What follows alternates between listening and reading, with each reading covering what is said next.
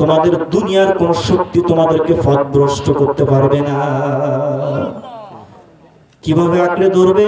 আমার নবী শিক্ষা দিচ্ছেন, আমার নবী বলে দিচ্ছেন, সেটি হলো দাঁত দিয়ে, মাড়ির দাঁত দিয়ে তোমরা কোরআন এবং সুন্নাহকে আঁকড়ে ধরবে।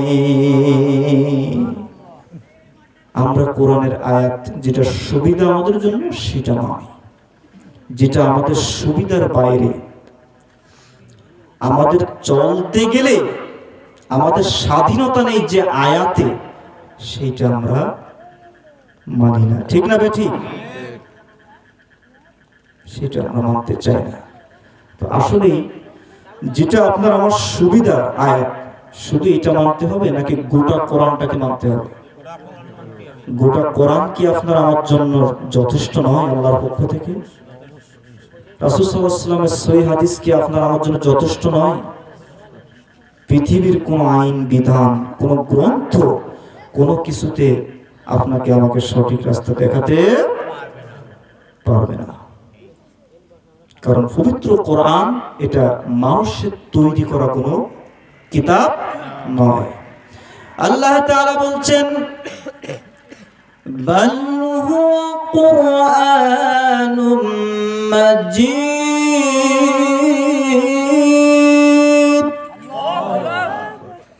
ফি লাওহিম মাহফুজ, বাল হুয়া কুরআনুম মাজিদ ফি লাওহিম মাহফুজ।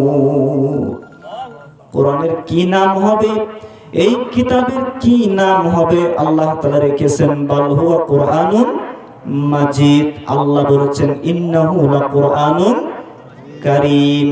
আল্লাহ তাআলা নাম দিয়েছেন, আল্লাহ তাআলা কোরআনের নাম দিয়েছেন শিফা, কারণ এর ভিতরে সমস্ত রোগের ঔষধ আছে।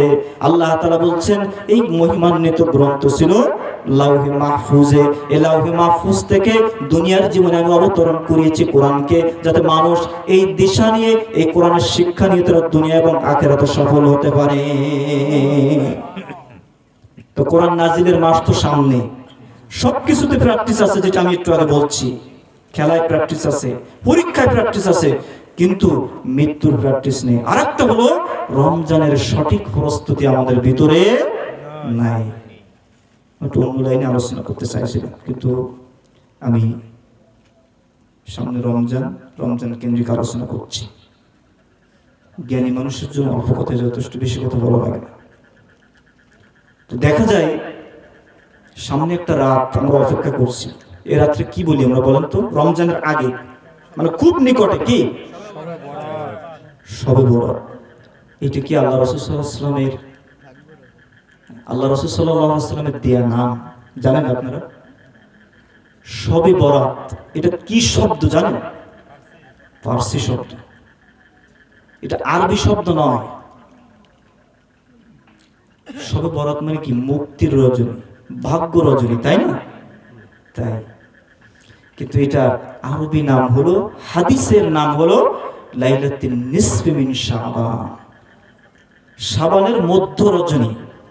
কি বললাম? শাবানের মধ্য রজনী। হাদিস সুনান ইবনে মাজাহ। অনেকগুলো হাদিস আছেন, অনেকগুলো হাদিস জয়ীফ আছে। তো দেখা যায়, পর্যালোচনা করলে দেখা যায় যে এই রাতের গুরুত্ব আছে, নেই কথা বলা যাবে না। কিন্তু গোটা বছরের ভিতরে একটা রাতকে শুধু নির্ধারণ করলাম যে এই রাত্রে ইবাদত করব, এই রাত্রে মসজিদে আসব, এই রাত্রে যত খুশি আমি নামাজ আদায় করব, শবে বরাত কেন্দ্রিক রোজা রাখবো, আর সারা বছর নামাজের দরকার নেই, ইবাদতের দরকার নেই, কোরআন তিলাওয়াতের দরকার নেই। আসলে কি তাই? আসলে কি এটা আমাদের হওয়া উচিত? রাসূল সাল্লাল্লাহু আলাইহি ওয়াসাল্লাম সব থেকে বেশি সিয়াম রেখেছেন, রোজা রেখেছেন, সেটি হলো রমজান মাস। ঠিক না বেঠিক? আপনি আমিও সব থেকে বেশি রোজা রাখি রমজান মাসে, কিন্তু আমার আপনার নবী রমজানের বাইরে বাকি যে 11টি মাস, এই মাসের ভিতরে দ্বিতীয় সর্বোচ্চ বেশি রোজা তিনি রাখতেন শাবান মাসে। কারণ রাসূল সাল্লাল্লাহু আলাইহি ওয়াসাল্লাম প্রস্তুতি নিতেন যে আমার এক আধারে 1 মাস রোজা রাখতে হবে। তো প্রস্তুতি তো প্র্যাকটিস তো আমার করতে হবে। তো দেখা যায় যে শাবান মাস পড়লেই রাসূল সাল্লাল্লাহু আলাইহি ওয়াসাল্লাম রোজা রাখা শুরু করে দিতেন। যেমন রাসূল সাল্লাল্লাহু আলাইহি ওয়াসাল্লামের সুন্নাত হলো প্রতি সোমবার বৃহস্পতিবার রোজা রাখা। আমরা কি সুন্নাত পালন করি? কথা বলেন। করলেও অল্প মানুষ, মুষ্টিমেয় মানুষ পালন করে। এরপর প্রত্যেক মাসে আইয়ামে বীজের রোজা আছে। প্রত্যেক মাসে 13, 14, 15 এই 3 দিন রাসূল সাল্লাল্লাহু আলাইহি ওয়াসাল্লাম রোজা রাখতেন।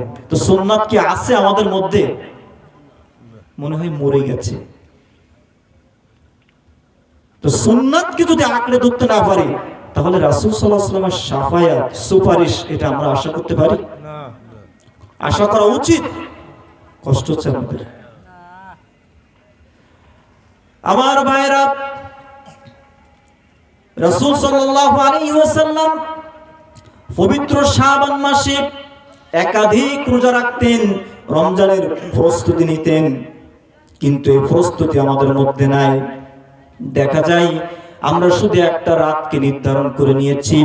একটা রাতকে নির্ধারণ করে সারা বছর আমরা সারা বছরের গুনাহ, সারা বছরের বদ আমল আমরা এক রাতে গুনাহ মোচন করতে চাই। আপনি শবে বরাতের রাতে মসজিদে আইসেন না এ কথা আমি বলিনি, বুঝতে পারছেন? আপনি শবে বরাতের রাতে আপনি নামাজ পড়েন না এ কথা আমি বলছি না। আপনি কোরআন তেলাওয়াত করেন না এ কথা আমি বলছি না। কিন্তু আপনার আমার সকলের, আমাদের মা বোনদের সবার উচিত যে পুরো শাবান মাসটাকে সমানভাবে বেশি বেশি রোজা রাখার প্র্যাকটিস করা, কোরআন তিলাওয়াত করা, আল্লাহর কাছে গুনাহ মোচন করার জন্য দোয়া করা, এটা বোধহয় আমাদের সবার উচিত। ঠিক না বেঠিক? সেটা আমরা করতে চাই না। আমার ভাইরা, রাসূল সাল্লাল্লাহু আলাইহি ওয়াসাল্লাম মানবতার মুক্তির দূত, পৃথিবীর শ্রেষ্ঠ রাসূল। আল্লাহ রাব্বুল আলামিন তার মর্যাদা এত বেশি দিয়েছেন, তিনি পৃথিবীর শ্রেষ্ঠ মহামানব। আল্লাহ তাআলা অনেক নবীকে নাম ধরে ডেকেছেন, কিন্তু আমাদের নবীকে সরাসরি আল্লাহ তাআলা নাম নিয়ে ডাকেন না। আল্লাহ তাআলা বলছেন মুহাম্মাদুর রাসূলুল্লাহ। সুবহানাল্লাহ পড়বেন না? সুবহানাল্লাহ কি পাহাড়ে গিয়ে পড়বো আমরা? সম্মানিত ভাইরা, আল্লাহ রাব্বুল আলামিন আমাদের নবীকে কত সম্মান করেছেন, কত মর্যাদা দান করেছেন। আল্লাহ তাআলার আরশ আযীমের সবথেকে কাছাকাছি যিনি গিয়েছেন তিনি হলেন মুহাম্মদুর রাসূলুল্লাহ সাল্লাল্লাহু আলাইহি ওয়াসাল্লাম। বিচারের মাঠে যেদিন বিচারের মাঠ কায়েম হয়ে যাবে, কিয়ামতের মাঠ যেদিন প্রস্তুত হয়ে যাবে, ইলাল মানশার ইলাল মাহশার, সিরিয়া অঞ্চল, শাম অঞ্চলকে আল্লাহ তাআলা বিচারের মাঠ তিনি পরিণত করবেন। যখন আল্লাহ তাআলা বিচার করবেন তখন দেখা যাবে মানুষ সবাই পেরেশানির মধ্যে আছে, একটা চিন্তার মধ্যে আছে, টেনশনের মধ্যে আছে, এক একজন এক এক ভাবে আছেন। কিন্তু দেখা যায় আমার নবী ওই সময়টাতে, ওই অবস্থাতে তিনি আল্লাহ রাব্বুল আলামিনের সামনে সিজদারত অবস্থায় আছেন। শুধু কি তাই, যেদিন আল্লাহ তাআলা কিয়ামতের মাঠ কায়েম করবেন, সর্বপ্রথম এই মাটির ভিতর থেকে আল্লাহ রাব্বুল আলামিন আমার নবীকে কবর ফেটে আমার নবী সব থেকে আগে বের হবে। চিন্তা করছেন? সম্মানিত ভাইরা, নবীকে আল্লাহ কত সম্মান দিয়েছেন। আমাদের এই স্থান থেকে, বাংলাদেশ থেকে প্রায় ৬০০০ কিলোমিটার দূরে মদিনা, সেখানে আমার নবী ঘুমিয়ে আছেন। আমেরিকার মানুষও যারা মুসলিম তারাও আমার নবীকে ভালোবাসেন। পৃথিবীর ওই প্রান্ত, জাপান থেকে ওইদিকে আমেরিকা পর্যন্ত, পৃথিবীর এই প্রান্ত থেকে ও প্রান্ত পর্যন্ত যেখানে মুসলিম আছে, অবশ্যই কারো ভাষা ইংরেজি হতে পারে, কারো ভাষা আরবি, কারো ভাষা ফার্সি, কারো ভাষা উর্দু, কারো ভাষা বাংলা, কারো ভাষা মান্দারিন, কারো ভাষা হিন্দি, নানান ভাষার নানান পথের মানুষ থাকতে পারে। কিন্তু দেখা যায় যখন নবীর নাম আসে তখন কোন মুসলিম অবশ্যই অবশ্যই তাদের ভিতরে একটা ভালোবাসা বের হয়ে আসে। পৃথিবীর যে প্রান্তে আপনি থাকেন না কেন, আপনি নবীকে ভালোবাসেন। আপনি নামাজ 5 ওয়াক্ত আদায় না করলেও আপনার ভিতরে নবীর দরদ কম বেশি আছে না নেই? কি বলেন?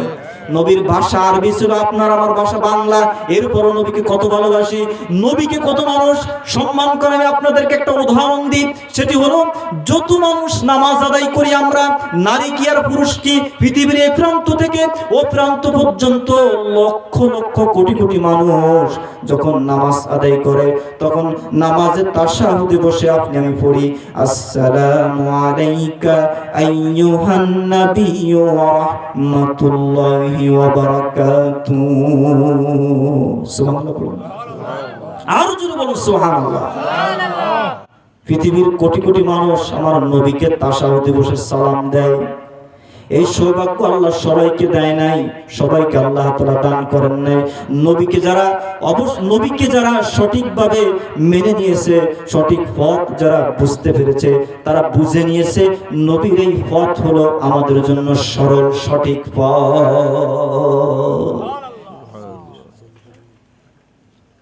তো সম্মানিত হাজিরিন,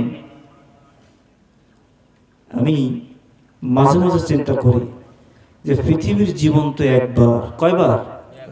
একবার। আপনি চাইলেও দ্বিতীয়বার পৃথিবীতে আসতে পারবেন না, কেউ আপনাকে আনতে পারবে না, আপনি থাকতে পারবেন না, আপনাকে থাকতে দেওয়া হবে না। মৃত্যু চূড়ান্ত। আমার ভাইয়েরা, আমরা যদি বুঝতে পারতাম দুনিয়ার জীবন আমাদের জন্য কত বড় অপরচুনিটি, এই দুনিয়ার জীবন আমাদের জন্য কত বড় সৌভাগ্যের, তাহলে মুহূর্তের মধ্যে, সেকেন্ডে সেকেন্ডে, মিনিটে মিনিটে আমরা আল্লাহর ইবাদত করার জন্য সবাই প্রতিযোগিতা করতাম। কিন্তু আমরা পরকালের জন্য প্রতিযোগিতা করি না, আমরা প্রতিযোগিতা করি দুনিয়ার জন্য, সম্পদের জন্য, বাড়ির জন্য, গাড়ির জন্য। কত কি যে আমাদেরকে পেয়ে বসেছে, কত লোভ লালসা যে আমাদের ভিতরে কাজ করছে। কিন্তু প্রতিযোগিতা যেখানে করার দরকার সেখানে আমাদের প্রতিযোগিতা নাই। তার মানে দেখা যায় যে রাসূল সাল্লাল্লাহু আলাইহি ওয়াসাল্লাম বলেছেন, সহিহ মুসলিমের হাদিস, 1999 জন মানুষ জাহান্নামে যাবে। কথা আমি বলিনি, রাসূল সাল্লাল্লাহু আলাইহি ওয়াসাল্লাম বলেছেন। হুঁশিয়ার, সাবধান। রাসূল সাল্লাল্লাহু আলাইহি ওয়াসাল্লাম হুঁশিয়ারি করেছেন, যা করবা নিজে বুঝে শুনে করো, যার যার পরিণাম তাকে ভোগ করতে হবে। যে যতটুকু পানিতে নামবে সে ততটুকু ভিজবে। তো দেখা যায় বক্তব্যের সময় আমরা একটু কিছুটা কঠোরতা প্রয়োগ করি।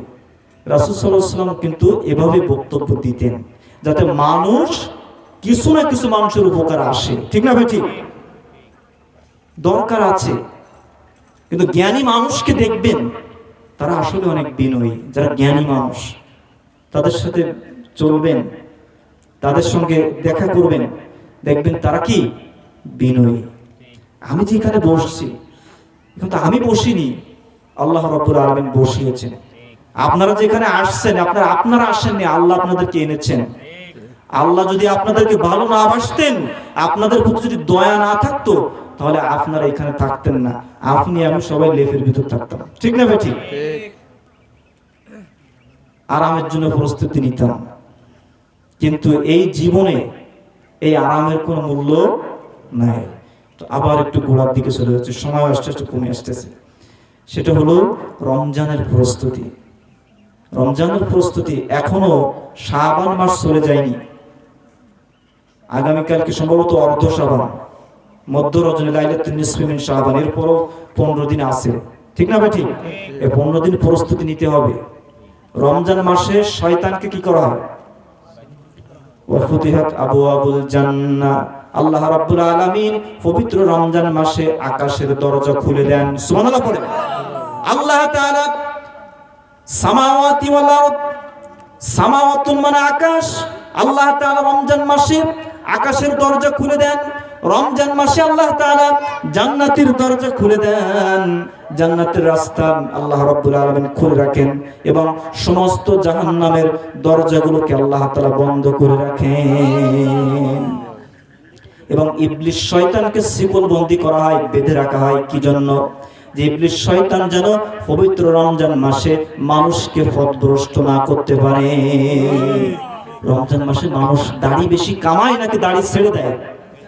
বহু মানুষ আছে বাকি 11 মাস হুজুর অনেক গুনার কাজ করেছি, অনেক ভুল করেছি হুজুর, আমি রমজান মাসে রোজাগুলো ঠিক মতো রাখবো। এটা হচ্ছে ওই নমুনা যে শয়তানের প্রভাব কমে যাচ্ছে, তার উপরে কমে গেছে, এই জন্য ফিরে আসার মনস্থির করছে। সারা মাস টুপি নেই, টুপি খুঁজে পাওয়া যায় না।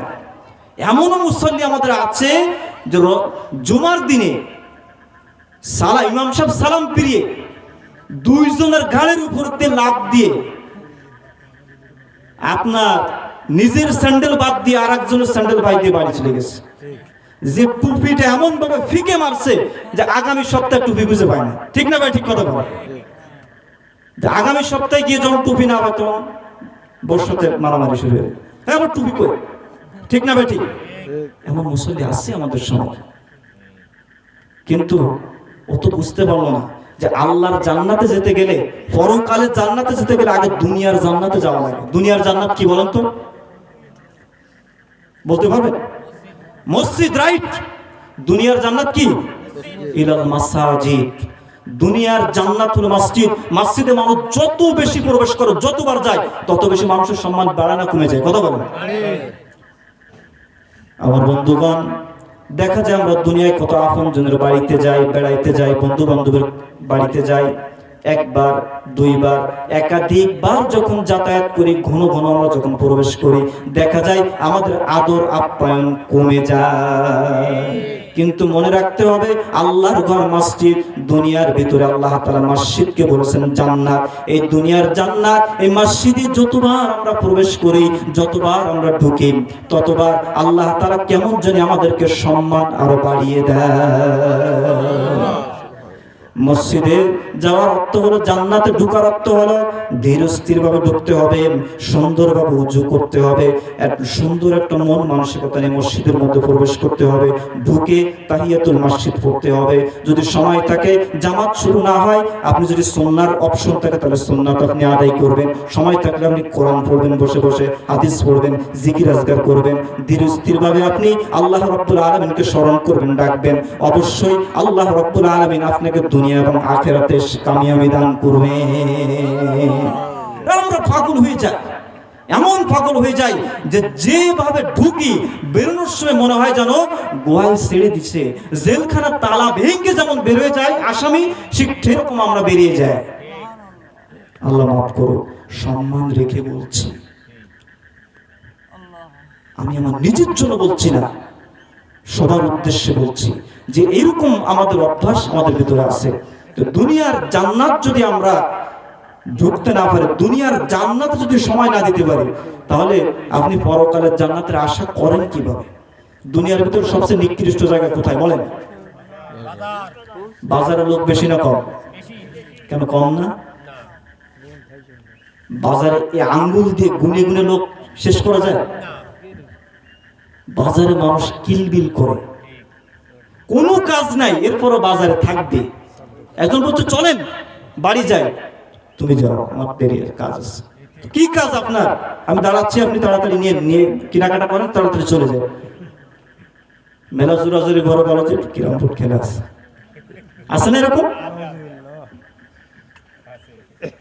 তো বাজারে দেখা যায় মানুষ অযথা সময় নষ্ট করছে, এবং সার কাপ একটা নিয়ে সার দোকানে বসে টিভি একটা ছেড়ে দিয়ে হাই শুরু হয়ে গেছে, এই রাজনীতি সে রাজনীতি, এই সেই কত কি। এমন এমন ব্যক্তিরা বাম হাত দিয়ে পেয়ালা ধরে, কাপ ধরে, তারা এমন মাসলা দিচ্ছে যে মাওলানা গুলজার হোসেনের প্রয়োজন নেই। আমাদের সম্মানিত হাফিজিয়া মাদ্রাসার বড় হুজুর, প্রয়োজন নেই, আমাদের প্রয়োজন নেই। ওখানে ফতোয়া হয়ে যাচ্ছে। একজন একটা কথা উঠাইছে কোরআন মানে আপনার ইসলামের যে কোনো একটা বিষয় উঠাইছে, ওইখানে ফতোয়া রায় হয়ে গেছে, আর দরকার নেই। অনেকে বলতে হুজুর কাছে একটু জিজ্ঞেস করবো, কি হুজুর জিজ্ঞেস করতে হবে, ও হুজুর কি আমি কয়ে দিচ্ছি, এটা আসে না, এই কথা বলে শুধু কি তাই বলে আমি কি কম জানি, এবং বসে বসে বলে আমি নামাজ না পড়লে কি হয়েছে, আমার ঈমান আছে। শুধু তাই নয়, ওখানে বসে যত রকম গীবত গিল্লা, এর বদনাম ওর বদনাম, ওর বাড়িতে কি হয়েছে, ওর বউ কি করেছে, ওর সন্তান কোথায় যায়, এই সেই নানান ইত্যাদি দিয়ে বাজারটাকে একেবারে গরম করে রাখে। আল্লাহ তাআলা বলছেন ওয়াইনুল লিকুল্লি হুমাযাতিন লুমাযা, দুর্ভোগ তাদের জন্য যারা পরনিন্দা করে, মানুষের নিন্দে করে, মানুষের বদনাম করে, মানুষ নিয়ে চিন্তা করে, মানুষের গীবত গিল্লা করে, কিন্তু একবারও নিজের দিকে তাকাই না, আমার অবস্থা কি, আমার পরিবারের অবস্থা কি, আমি কি হালাতে চলি, আমি কিভাবে জীবনযাপন করি। নিজের কোনো দোষ নাই, অন্যের বিষয়ে নাক গলাগলি করা মানুষের অভাব না। এদেরকে আপনি মসজিদে পাবেন না, পাবেন, আমি সম্মান রেখে বলছি, এদেরকে পাবেন আপনি জুমার সময়, এদেরকে পাবেন আপনি লাইলাতুল কদরে, এদেরকে পাবেন শবে বরাতে, এদেরকে পাবেন আপনি ঈদের মাঠে। কিন্তু আপনি যে 5 ওয়াক্ত মসজিদে যান, সময় দেন, ইবাদত করেন, এদেরকে আপনি এই জায়গায় পাবেন না। আমি তাদের উপকারের জন্য বলছি, আসুন প্রিয় ভাইয়েরা, আমরা ফিরে আসি। আমাদের ফিরে আসার অপশন আছে, এখনো দেহের শ্বাস আছে, বন্ধ হয়নি, কল্প আছে, এখনো শ্বাস প্রশ্বাস চলতেছে। মানুষ অক্সিজেনের জন্য হাসপাতালের বেডে পড়ে আছে, হাজার হাজার লক্ষ লক্ষ টাকার অক্সিজেনের প্রয়োজন হচ্ছে। অক্সিজেন বন্ধ তো দুনিয়া থেকে বিদায়, আসলে না এই কথা বলেন। কিন্তু আমার ভাইয়েরা, আল্লাহ রাব্বুল আলামিন আমাদেরকে না চাইতে আল্লাহ তাআলা আমাদেরকে কি পরিমাণ অক্সিজেন সরবরাহ করছেন। কোনো টাকা দিচ্ছি না, কোনো অর্থ দিচ্ছি না, আল্লাহর সাথে কোনো ধ্যান দরবার কন্টাক্ট হয় নাই। আল্লাহ রাব্বুল আলামিন বিনামূল্যে আপনাকে আমাকে অক্সিজেন দিচ্ছে, আমরা শ্বাস প্রশ্বাস গ্রহণ করছি। এরপরেও কি আমরা বুঝি না যে আমাদের আল্লাহর দিকে ফিরে আসা উচিত? দুনিয়ার জীবন এখন মারা গেলে সব মাতবাড়ি শেষ, রাষ্ট্রপতি হলেও শেষ মাতবাড়ি। কয়দিন পাহারা দেবে, 2000 পুলিশ 5000 পুলিশ দাঁড়িয়ে কয়দিন পাহারা দিবে, দেওয়ার পরে সব শেষ, ঠিক না ভাই? ঠিক কথা বলে, কারণ সে এখন মৃত্যুর দিকে চলে গেছে, বারজাকে জীবনে প্রবেশ করেছে। যখন তাকে কবরস্থ করা হচ্ছে, কবরস্থ করার পরে কি হচ্ছে, মুনকার নাকির আসছে কবরে, নাকি আসছে না? মুনকার নাকির সবার কাছে আসবে, এটাই চূড়ান্ত। নবীর মেয়েকে ছাড় দেয় নাই, রাসূল সাল্লাল্লাহু আলাইহি ওয়াসাল্লামকে প্রশ্ন করা হয়েছে, নবী রাসূলদেরকে প্রশ্ন করা হয়েছে, এটা চূড়ান্ত হিসাব। কিন্তু দেখা যায় যে তারা এমন মানুষ, আল্লাহ তাআলা তাদেরকে এমন ভাবে সম্মান দান করেছেন যে তাদের পক্ষে কবরের স্থলে জবাব দেওয়া সহজ। আপনার আমার জন্য যদি সহজ হয়, লিল্লাহি তাকবীর, লিল্লাহি তাকবীর, আল্লাহু আকবার, লিল্লাহি তাকবীর, আল্লাহু আকবার। প্রধান অতিথির আগমন, শুভেচ্ছা স্বাগতম, প্রধান অতিথির আগমন, শুভেচ্ছা স্বাগতম। ওয়ালাইকুম আসসালাম। সম্মানিত হাজিরিন, আমি যে বয়ানে ছিলাম, আসলে আমরা যদি কোরআন এবং সুন্নাহর কথা বলি, আমাদেরকে কি আপনারা সময় দিয়ে পারবেন? না, আপনাদের ধৈর্য কুলাবে? আমরা যদি ঘন্টাকে ঘন্টা কথা বলি, ইনশাআল্লাহ আমাদের কথা পুরাবে না। সুবহানাল্লাহ পড়েন। আল্লাহ আপনাদেরকে ধৈর্য দিছে বিধায় আপনারা এখানে আছেন, আমাকেও দিচ্ছে, আপনাদেরকেও দিছে। তো সম্মানিত হাজিরিন, আমাদের রমজানের প্রস্তুতির বিষয়ে আমি বলবো পরিশেষে, যে পূর্ণাঙ্গভাবে আপনারা রমজানের প্রস্তুতি নিন। মৃত্যুর প্রস্তুতি নেওয়ার জন্য আমরা চেষ্টা করি। সবাই একটু খেয়াল করেন, ভাই আসছেন আলহামদুলিল্লাহ, ভাই এখনই আলোচনা শুরু করবে।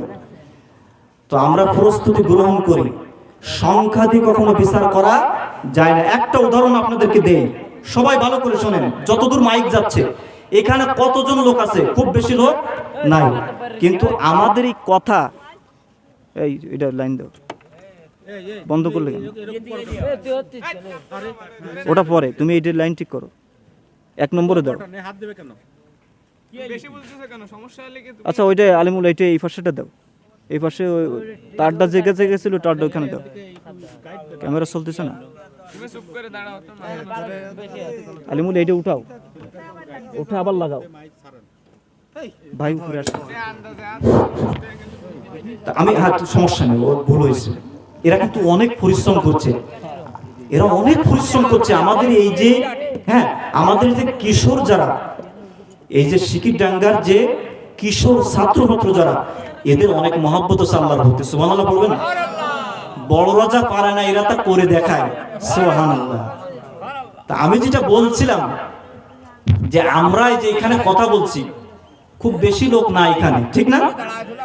কিন্তু আমাদের এই কথাগুলো অনেক দূর চলে যাবে। এই বয়ান কিন্তু অনেক দূরে যাবে। অনেক দূর মানে কি? দেশ বিদেশে চলে যাবে। আমার ভাই বয়ান করে, তার বয়ান কিন্তু ইউটিউবে আছে, মানুষ দুবাই থেকে দেখে, মালয়েশিয়া থেকে দেখে। আমি আপনাদের একেবারে কাছের মানুষ, আপনাদের সাথে আমার একেবারে অন্তরের সম্পর্ক। আমরা কথা বলি জুমার দিনে মাহফিলে, আমাদের কথাগুলো কিন্তু বাইরে চলে যায়। আপনারা অনেকে জানেন যে আমাদের বয়ান আছে ইউটিউবে, আলহামদুলিল্লাহ। তো দেখা যায় যে এই বয়ানটা যদি হাজার হাজার মানুষের কাছে এই মেসেজটা চলে যায়, মানুষ ক্ষতিগ্রস্ত হবে নাকি উপকৃত হবে? কথা বলেন। তো সিকিরডাঙ্গা এই ছাত্র সমাজকে আমি সেলুট জানাই এবং আল্লাহ রাব্বুল আলামিনের কাছে সাহায্য চাই যে আল্লাহ তাআলা যেন এদের কলিজাকে আরো বড় করে দেয়, এদের কলিজা যেন আরো শক্ত হয়, আরো বড় করে দেয়, যাতে আগামীতে 2-1000 লোকের আয়োজন, 2-1000 লোককে ময়দানে আনতে পারে। আল্লাহ কবুল করুন, আল্লাহুম্মা আমিন। আল্লাহ এদের প্রচেষ্টাকে কবুল করুন এবং এই জালসার এই মাহফিলে যারা সংশ্লিষ্ট, যারা ভূমিকা পালন করেছে এটা আয়োজন করার জন্য, প্রত্যেককে আমরা কৃতজ্ঞতা জানাই, প্রত্যেককে ওয়েলকাম করছি, আহলান সাহলান। যে আল্লাহ তাআলা যেন এই ওসিলায় আল্লাহ তাআলা যেন আমাদেরকে মাফ করে দেন, এলাকার মুরব্বিয়ানদেরকে আল্লাহ তাআলা যেন মাফ করে দেন। তো সামনে আমি আর আগাবো না, শীতের রাত, আমাদের পাশে একটা বড় প্রোগ্রাম চলতেছে, লোক একটু কম হবে, এটা স্বাভাবিক। তো আমাদের প্রধান অতিথি চলে আসছেন, আমার খুব প্রিয় একজন মানুষ, বন্ধুবর, বিশিষ্ট ইসলামী চিন্তাবিদ, মুফাসসির কোরআন জনাব হযরত মাওলানা মিজানুর রহমান খান আফসারী, সম্মানিত ইমাম খতিব বাইজিদ বুস্তামি রহমাতুল্লাহ আলাইহি জামে মসজিদ মোংলা বাগেরহাট। তো ভাইয়ের সাথে আমার একটা ভালো সম্পর্ক আছে, বন্ধুবর, ভালো আলেম, ভালো আলোচনা করেন। তো ভাই বয়ান করবেন, আপনারা শুনবেন না চলে যাবেন? শুনবেন তো ইনশাআল্লাহ?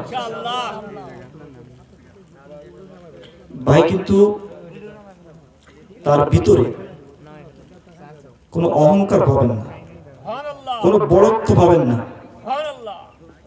আমি যখন বলছি ভাই তো কিশোর ছেলেমেয়েরা আয়োজন করছে, বড়রা কতদূর কি আছে জানি না, হয়তো আছেন অল্প, তো এই প্রোগ্রামে আপনাকে, তা বলছে কি বলেন ভাই, আর আপনি বয়ান করবেন, আমি সেখানে বয়ান করতে পারবো না?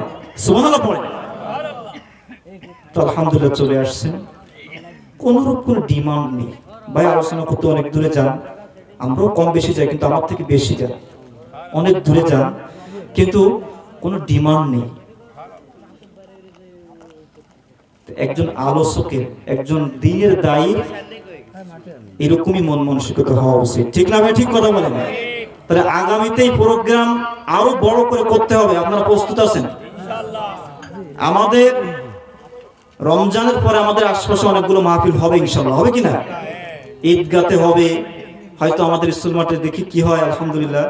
এরপরে আপনাদের মসজিদে আঙ্গিনায় এখানে হবে, বাজারে হবে, নানান জায়গায় হবে। তো আলহামদুলিল্লাহ, আল্লাহ তাআলা যদি ফিরে কখনো কথা বলার সুযোগ দেন, আমরা ইনশাআল্লাহ কথা বলবো। আমি তো আপনাদের কাছেই থাকি, আপনাদের কাছেই আসি, তাই না? আপনারা তো ভালো করে জানেন।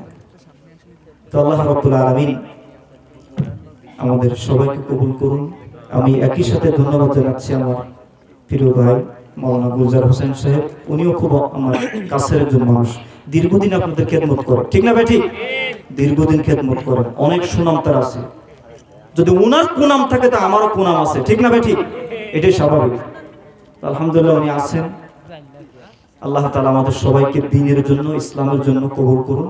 আমরা আগামী দিনগুলো যেন সঠিকভাবে চলতে পারি, আল্লাহ সে তৌফিক দান করুন। তো এই বলে আমি আমার সংক্ষিপ্ত বক্তব্য এখানে শেষ করছি। আমার কথার ভিতরে, বক্তব্যের ভিতরে যদি কোনো ত্রুটি বিচ্যুতি হয় আপনারা ক্ষমার দৃষ্টিতে দেখবেন। বিশ্বাস করেন আমি আপনাদের উপকার করতে এসেছি, ক্ষতি করতে আসিনি। এটা কি আপনারা বিশ্বাস করেন? তো এই বয়ানে, এই কথায় কিছু না কিছু উপকার তো আমাদের হবে, হবে কিনা?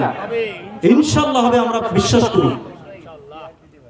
তো আখির দাওয়ানা আনিল হামদুলিল্লাহি রাব্বিল আলামিন। আসসালামু আলাইকুম ওয়া রাহমাতুল্লাহি ওয়া বারাকাতুহু।